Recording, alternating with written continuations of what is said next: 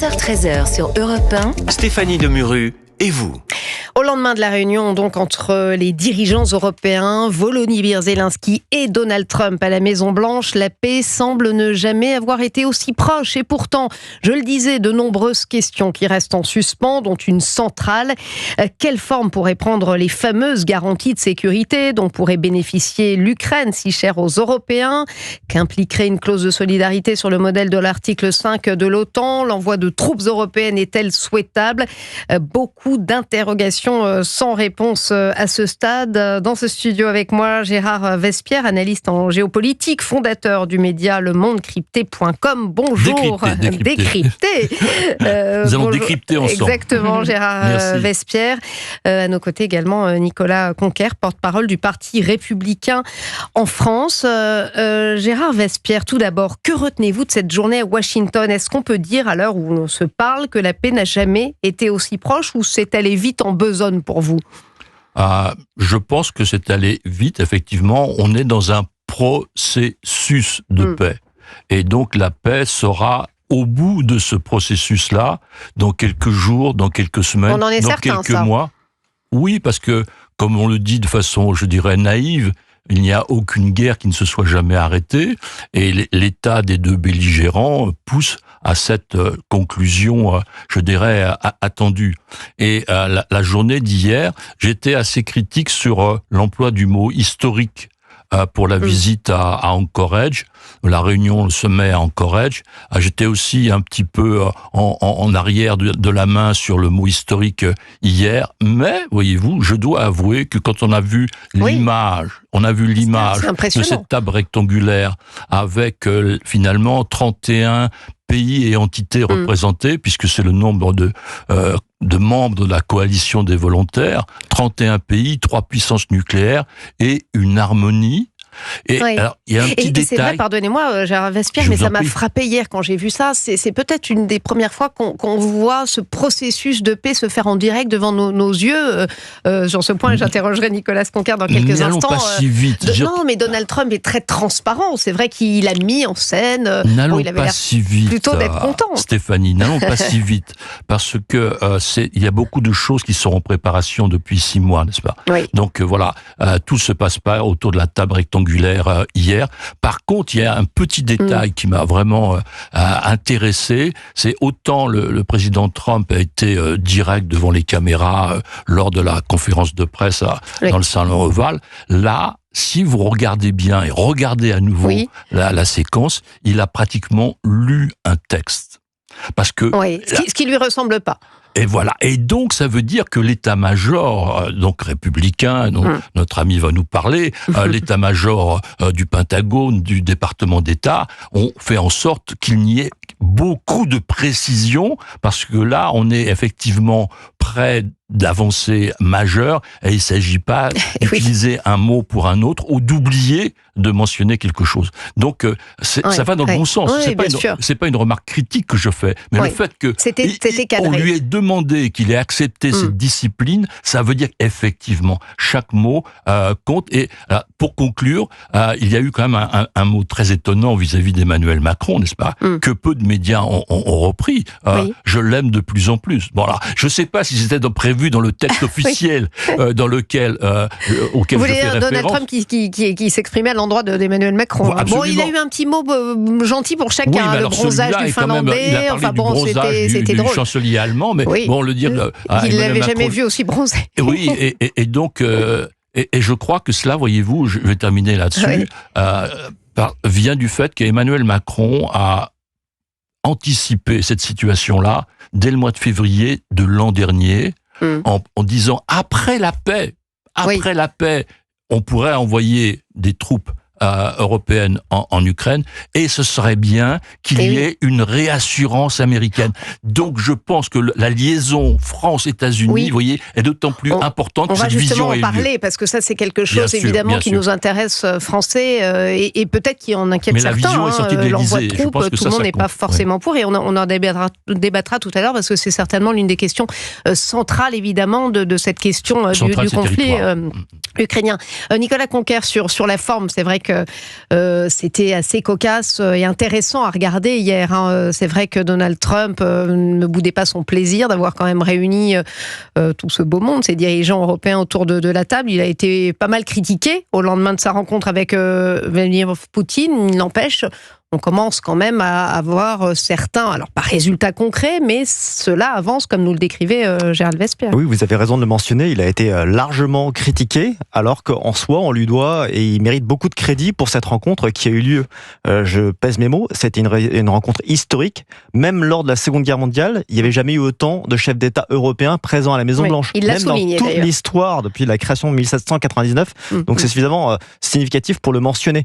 Ça s'est déroulé dans une ambiance plutôt cordial, oui, malgré les enjeux qu'il y a derrière. On voyait qu'il y a une véritable proximité et ces mots à l'endroit d'Emmanuel Macron et des autres chefs d'État aussi visent, c'est des déclarations publiques dans le style trumpien et donc on le prend pour ce que ça vaut. C'est vrai qu'il était très aimable avec tout le monde, même avec l'endroit de la tenue de Volodymyr Zelensky, n'est-ce pas, que chacun a souligné qu'il était un petit peu en rupture avec le dernier épisode, le 28 février dans ça le joue, bureau il y a cette intelligence de situation dans ce rencontre au sommet, une solennalité, un protocole et des égards diplomatiques qui ont été présentés. Vladimir Zelensky a été accueilli personnellement par Donald Trump à l'entrée de la Maison-Blanche, tapis rouge, égards militaires.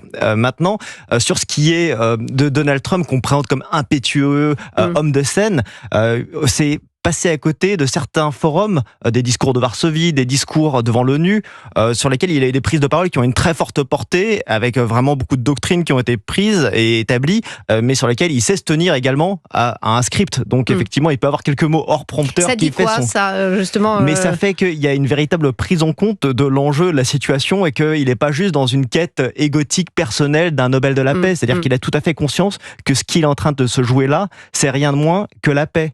Et donc, à cet égard, on n'est pas juste là en train de faire un meeting de campagne ou d'amuser des gens pour que ça puisse être viral. Il y a une vraie prise en compte de l'instant qui est en train de se jouer et qui est historique. Alors c'est vrai que les résultats, on les attend évidemment. Premier pas important dans 2 semaines, cette rencontre annoncée entre Volodymyr Zelensky, Vladimir Poutine et Donald Trump. Alors on cherche le lieu. Emmanuel Macron souhaite que ça soit à Genève, en Europe en tout cas, sur un lieu neutre. C'est souhaitable justement ce lieu, c'est important. Je ne crois pas. Le lieu on pourrait, après Anchorage, on pourrait imaginer Hawaï, n'est-ce pas? Pourtant, tout le monde parle de ça. Oui, mais il y a eu la rumeur du Vatican. Il y a le Vatican, ça serait énorme, parce qu'on le rappelle qu'il y a eu, à la faveur des obsèques de l'ancien pape, il y avait eu cette rencontre qui était un peu... La bénédiction suprême pourrait intervenir sur cette rencontre après le tête-à-tête donc de Saint-Pierre. Mais... je ne crois pas que le lieu ait vraiment d'importance. L'important, c'est effectivement qu'il y ait cet échange et qu'il y ait un début de négociation sur le point, non pas de la réassurance européenne et la présence donc de forces en Ukraine, mais sur les territoires. Oui, alors ça n'a pas été abordé hier, a précisé Emmanuel Macron. Et c'est bien que ça ne soit pas abordé, parce que le point des territoires, ça concerne effectivement les deux puissances. Oui. Ça concerne Zelensky et Poutine. Donc cette thématique-là, qui est centrale, tout le reste viendra s'articuler autour. S'il n'y a pas d'entente, il n'y aura pas d'intervention européenne en Ukraine, etc., etc. Donc c'est central. Il faut qu'il y ait cet accord qui se dessine, parce que ça va demander un peu de temps quand même.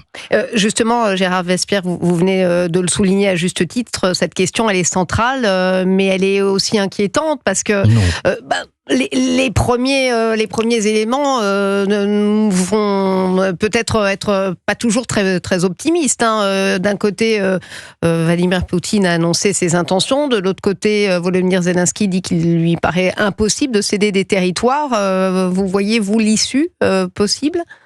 06-09, non, je vous lirai pas là de suite, mais oui, bien sûr, il est nécessaire qu'il y ait une suite. Et cette suite, elle est dans la dichotomie, dans la différence entre la réalité et le droit, entre le fait, le de facto et le de juré. De facto, en réalité, effectivement, les troupes russes sont en Crimée, les troupes russes sont dans le Donbass, sont dans les autres oblasts. Donc ça, c'est indéniable. Oui, sauf que le Donbass n'est pas encore conquis. Non, elles sont là. Elles sont là. Reconnaître la présence est une chose. Reconnaître, deuxièmement, en termes de droit, la souveraineté de la Russie sur ces territoires en est une autre. Et regardez ce qui s'est passé avec la Crimée. La Crimée est donc annexée en 2014. Il n'y a que 11 pays du monde sur les 193 qui reconnaissent la souveraineté de la Russie sur la Crimée. Donc, voyez-vous, il y a un écart, et je pense que toute l'habileté des diplomates, le travail des diplomates, va être de formuler le fait que, effectivement, la Russie est là, donc il faut cadrer jusqu'où, à quel endroit, etc., la frontière, la limite, mais elle n'est pas là en tant que propriétaire du sol, en tant que nation souveraine sur le sol. Oui. Et ça va être un exercice très compliqué. C'est ce que soulignait le chancelier Merkel. C'est les complications commencent et c'est maintenant commence le vrai travail. Lui a évoqué effectivement la notion de cessez-le-feu et de toute importance parce que tous les jours, hélas, la Russie continue à faire verser du sang ukrainien avec ses bombardements. Donc, à partir du moment où on commence à parler entre eux, il serait de bon ton que le Kremlin cesse de bombarder l'Ukraine. On va écouter les réactions politiques dans quelques instants. Juste après la pause, vous restez avec moi, Gérard Vespierre et Nicolas Conquer. Stéphanie Demuru et vous. Et Stéphanie, vous êtes entourée aujourd'hui par Nicolas Conquer, porte-parole du Parti républicain en France, et Gérard Vespierre, analyste géopolitique et fondateur du média lemondedécrypté.com. Et on se pose cette question, la paix est-elle possible au lendemain de cette réunion, cette table qui réunissait les dirigeants européens ainsi que le président ukrainien Zelensky et Donald Trump. Je vous propose, avant de vous faire réagir, messieurs, d'écouter Emmanuel Macron à la sortie de cette table ronde. Écoutez. Vous avez un président américain, des présidents européens, un président ukrainien qui veulent la paix. J'ai, pour ma part, les plus grands doutes quant à la réalité d'une volonté de paix de la part du président russe. Parce que aussi longtemps qu'il pense qu'il peut gagner par la guerre, il le fera. Et que son objectif final, c'est de prendre le maximum de territoire, c'est d'affaiblir l'Ukraine et d'avoir une Ukraine qui n'est ou pas viable seule ou dans le giron russe. C'est à peu près évident pour tout le monde. Et donc nous, notre objectif, c'est simple, d'avoir la paix le plus vite possible, de faire respecter le droit international de la souveraineté ukrainienne, donc d'avoir le moins de pertes territoriales pour l'Ukraine possible, et surtout d'aider l'Ukraine à résister à toute nouvelle agression, d'avoir une Ukraine qui a choisi l'Europe, de pouvoir continuer à choisir l'Europe librement, et de garantir la sécurité des Européens. Et c'est ça, ces fameuses garanties de sécurité dont nous avons besoin, pour l'Ukraine aujourd'hui, demain, et pour nous, Européens, parce que c'est notre sécurité qui se joue là-bas. Gérald Vespierre, de toute manière, Emmanuel Macron n'affiche pas sa confiance, évidemment, envers Vladimir Poutine. D'ailleurs, il a dit hier à nos confrères d'LCI également, la Russie est un ogre. On en pense ce qu'on veut. Est-ce que c'est une manière correcte, adéquate, pertinente de débuter une négociation, selon vous ? La France n'est pas directement partie prenante, premièrement. Donc, de faire ces commentaires n'influe en rien sur la situation des négociations. Deuxièmement, quelle est la réalité ? La réalité, c'est qu'effectivement, il y a toujours des commandos russes qui poussent, qui rentrent dans les territoires ukrainiens chaque jour. Bon, il y a des missiles et des drones qui, chaque nuit, tombent sur l'Ukraine. Bon, à partir du moment où il y a des négociations, on pourrait logiquement, humainement, et c'est la demande aussi des premières dames des États-Unis et de l'Ukraine, les lettres de dire des premières dames étaient très présentes. Arrêtez de tuer les enfants et rendez ce que vous avez pris. Donc voilà, donc en arrêtant de tuer les enfants, c'est-à-dire on arrête les bombardements. C'est un signe de bonne volonté. Et ce signe-là, alors peut-être va-t-il apparaître de la part de Vladimir Poutine à partir du moment où il a rencontré Zelensky, mais c'est urgent, parce qu'à partir du moment où il ne le fait pas, la guerre se poursuit, voyez-vous. Bon, et donc qu'est-ce que nous a raconté, qu'est-ce que nous dit l'histoire plus exactement ? L'histoire nous a dit que quand l'Ukraine avait des missiles nucléaires chez elle, elle les a rendus à la Russie, accord de Varsovie 1994. Voilà. Oui. Et donc la Chine, les États-Unis, l'Allemagne, la France ont signé, et la Russie. Nous garantissons vos frontières, messieurs les Ukrainiens. Signé avec du sang russe. Bon, nous garantissons vos frontières. Et voyez-vous, 20 ans plus tard, 18 ans plus tard, ce qui se passe. Bon, donc c'est effectivement une situation, plutôt 28 ans plus tard. Donc c'est une situation où l'histoire nous apprend que la Russie ne respecte pas forcément sa parole. Donc c'est un doute. Voilà. Si les temps changent, dont acte. Vous voyez, je ne suis pas à dire, j'accuse personne, mais regardons les faits. Nicolas Conquer, hier, on a vu Emmanuel Macron, en effet, plutôt en proximité avec Donald Trump, mais il y avait une forme de distance, moi j'ai trouvé, chez le président français, d'ailleurs, qui a appelé à une réunion quadrilatérale. Finalement, ce ne sera pas ça sera plutôt du trilatéral entre Poutine, Trump et Zelensky.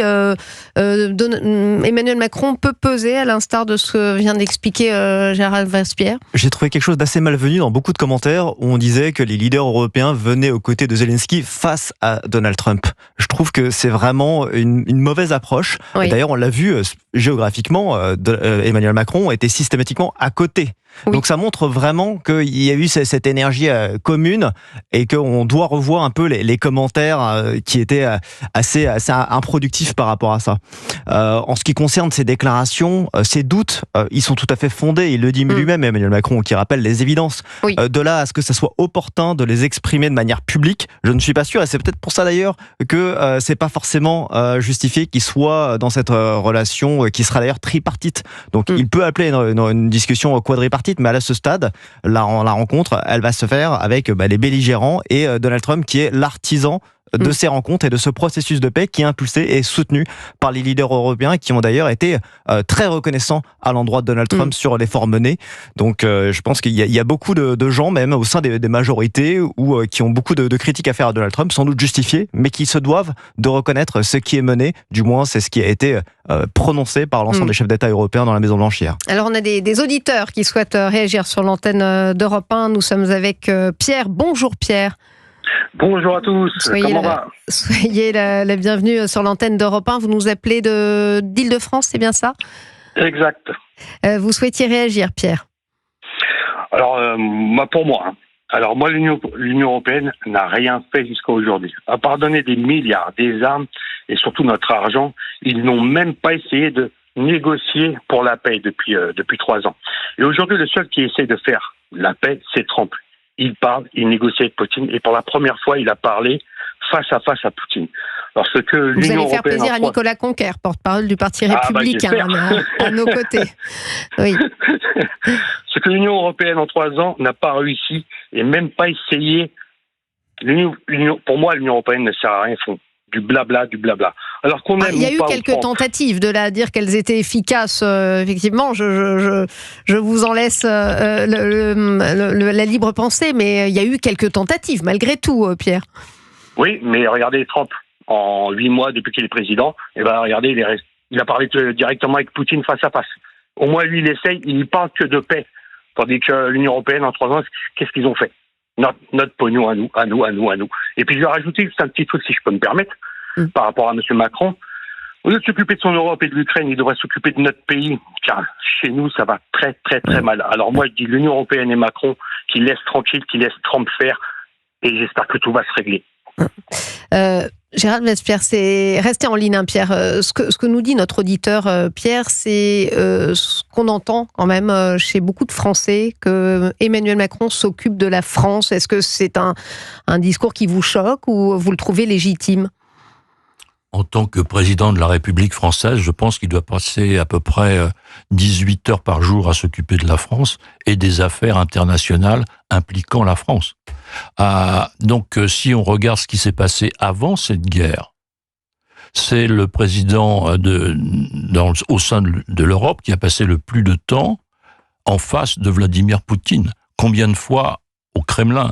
Et même 48 heures avant l'invasion, 6 heures de discussion en face à face. Vous vous souvenez de cette grande table ? Oui, cette grande table, oui. Voilà, on s'en souvient tous. Anti-Covid, paraît-il. Donc, il y a eu des efforts extraordinaires de la part d'Emmanuel Macron. Et deuxièmement, quand il a été le premier... Qui ont été infructueux, Gérald Vespierre. Parce que la décision a été prise depuis...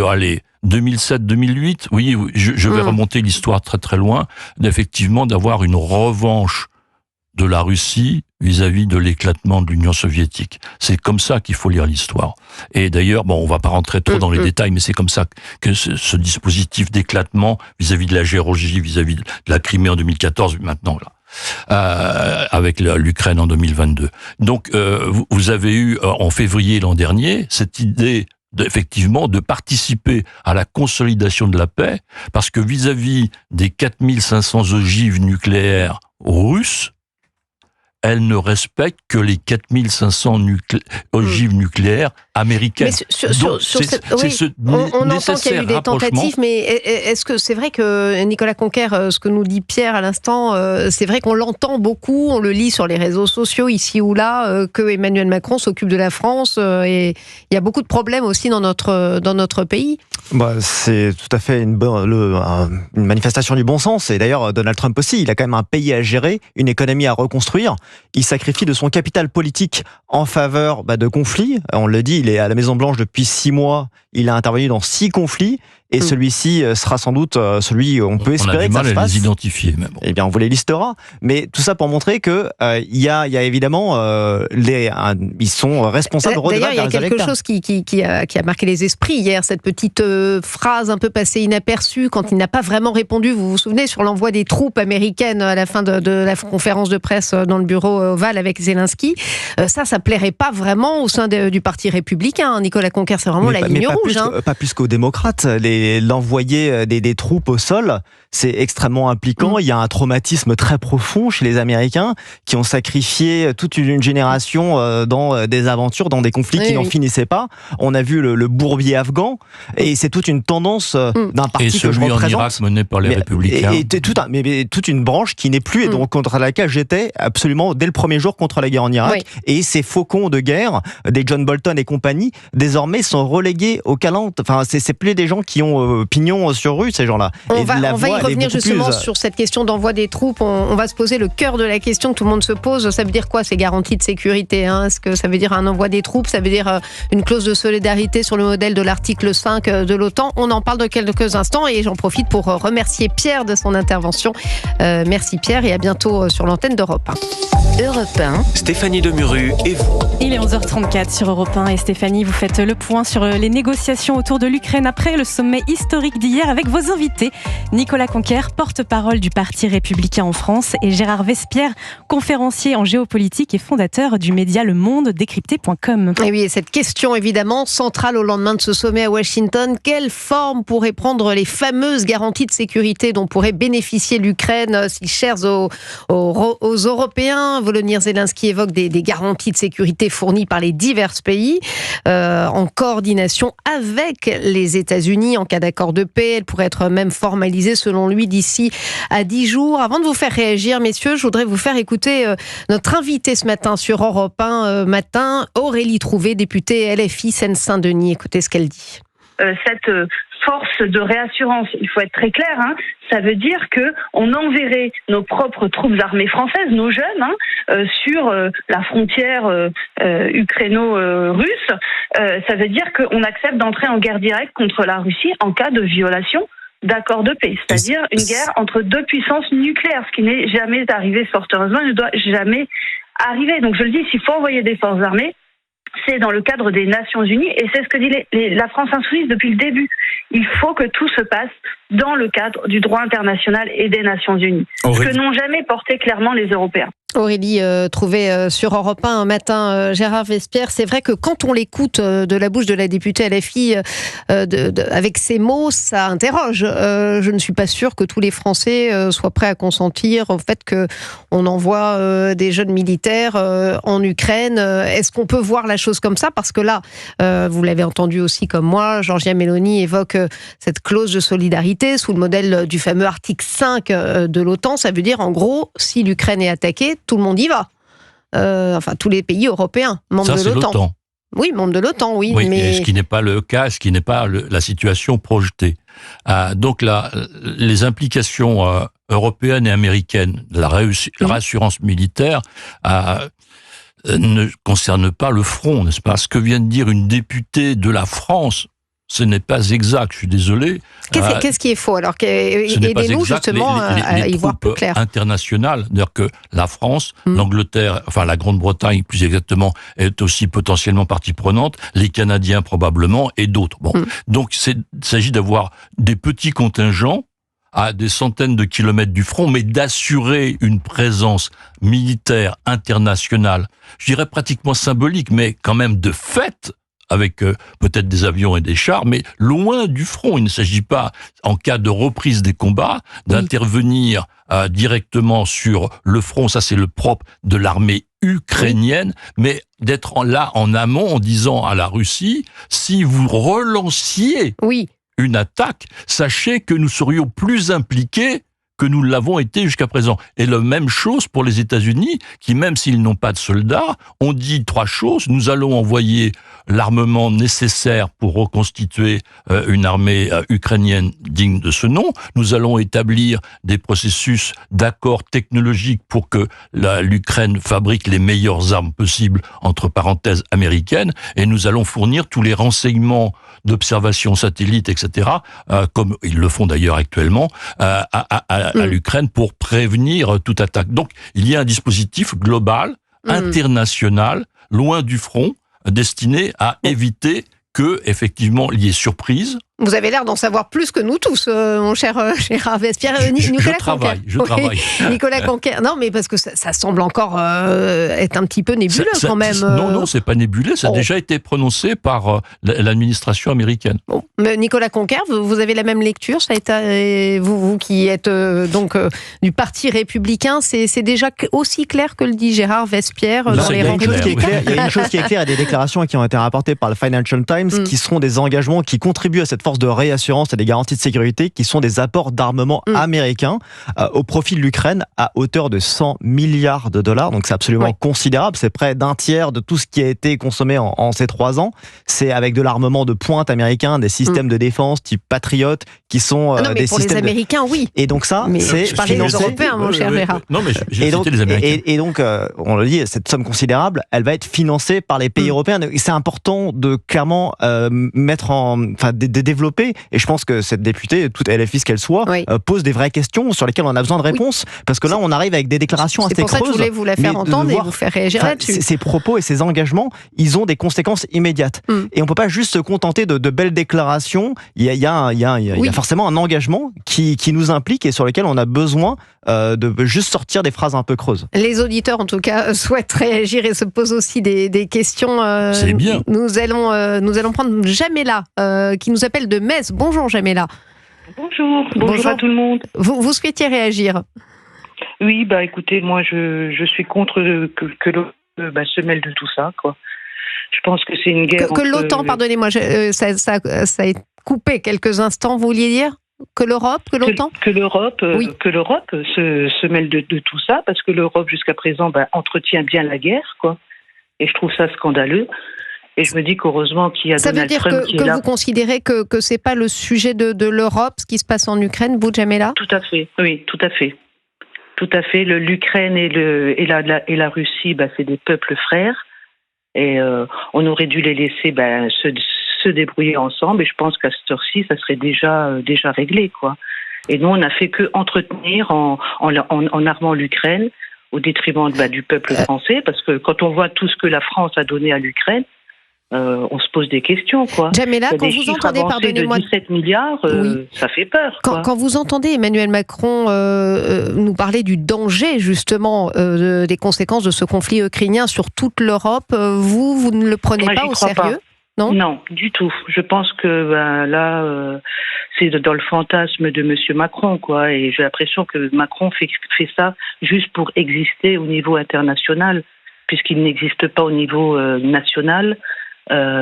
L'Ukraine, pour lui, c'est un prétexte de la preuve, c'est qu'il a tout de suite voulu intervenir. Il a voulu être de la réunion d'hier, mais je pense que ça sert à rien, quoi.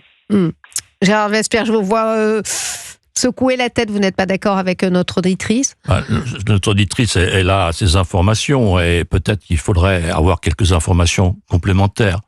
Les forces armées allemandes, le commandement militaire allemand a annoncé il y a quelques petits mois qu'effectivement leur risque était élevé d'une intervention russe militaire élargie en Europe.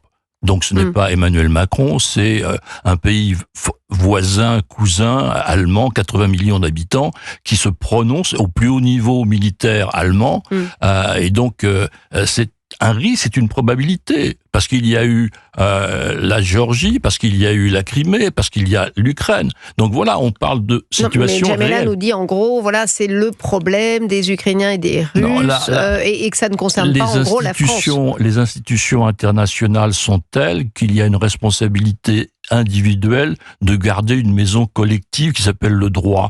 Et quand vous avez un pays qui ne respecte pas le droit international, le droit des frontières établi, reconnu, donc c'est quand même un gros problème. Je citais tout à l'heure la situation qui était celle de l'Ukraine en 2014. La Chine, grand allié stratégique de la Russie, ne reconnaît pas la souveraineté russe sur la Crimée, n'est-ce pas? Donc voilà, même des pays alliés de la Russie ne reconnaissent pas ces divagation territoriale. Donc là, nous avons un devoir international, et en citant la Chine, mondiale. Mais sur le plan de la morale. Non, vous ne franchissez pas avec vos chars des lignes de frontières internationales reconnues. Merci Jamela d'avoir été en direct sur notre antenne. On va faire réagir Emeric qui nous appelle d'Auvergne. Bonjour Emeric. Oui, bonjour. Vous voyez, il y a tous les avis. Aujourd'hui, Jamela pense qu'on n'a pas à se mêler effectivement de ce problème ukrainien, que c'est une affaire entre les Ukrainiens et les Russes. Qu'est-ce que vous en pensez? Alors déjà, en fait, pour moi, il y a deux choses. Il y a deux choses, c'est que par exemple, aujourd'hui, on est mis à la table des enfants. C'est comme dans un mariage. L'Europe, son avis est très peu important et très peu considéré, alors qu'on représente dans l'Occident, on va dire dans l'Occident moderne, on représente la plus grande puissance économique regroupée. Quand je dis regroupée, c'est qu'on est 460 millions d'Européens. En face, on a 300 millions d'Américains, on a 200 millions de Russes.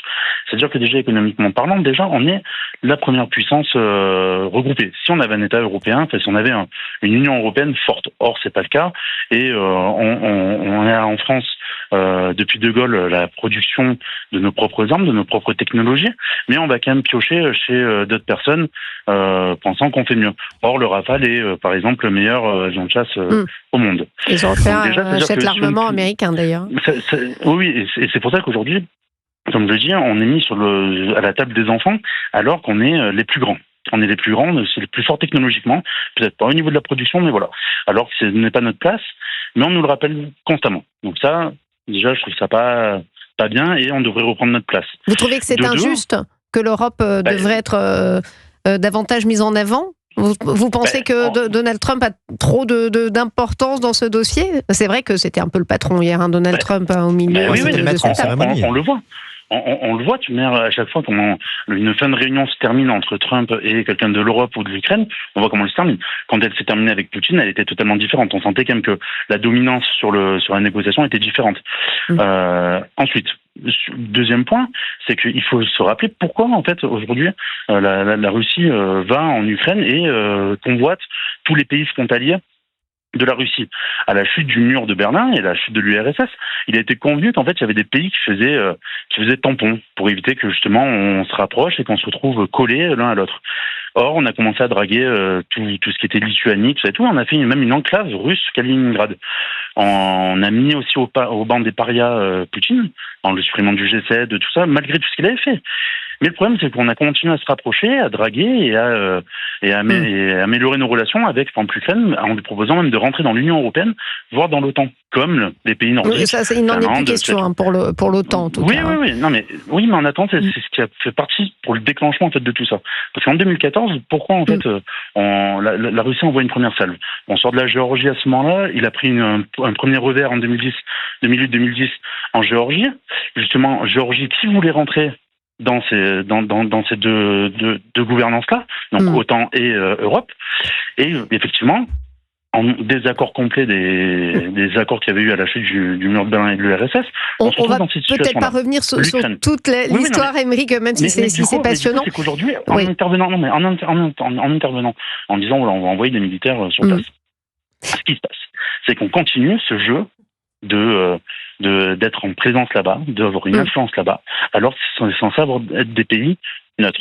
Ce qu'il faudrait, c'est plutôt dire à la Russie, on n'y est plus personne n'y est, ça redevient des zones tampons, on reprend les accords et on les respecte, Et c'est tout. Bon, les choses ne sont parfois pas aussi simples, mais merci en tout cas d'être intervenu sur l'antenne d'Europe 1. Nicolas Conquer, je voyais réagir à la première partie de ce que disait Émeric. C'était injuste, la place des Européens hier, qui n'était pas vraiment centrale. Hein. Alors même juste avant, sur l'auditrice précédente, c'est bien de rappeler qu'il y a cette diversion qui peut facilement être effectuée quand on est incapable de s'occuper des affaires nationales et courantes. On fait une diversion avec de l'international. Donc ça donne une idée d'activisme, alors qu'en soi, on est beaucoup dans l'agitation et qu'il y a assez peu de résultats. Maintenant, en ce qui concerne cette image que je souscris pas tout à fait, même si elle est amusante, sur l'histoire du mariage à la table des enfants. En fait, je pense qu'il faut réclamer, on ne demande pas l'autorisation, on prend sa place. Mais ça suppose d'avoir un leader fort, quelqu'un qui est capable de faire défendre les intérêts, pas tant de sa population, mais également de montrer qu'on n'est pas juste là à vouloir faire des embrassades et des photos. Il faut vraiment aller au-delà des déclarations, et le canal diplomatique, n'en déplaise à M. Vespierre, a été complètement perdu durant ces 3 ans et demi.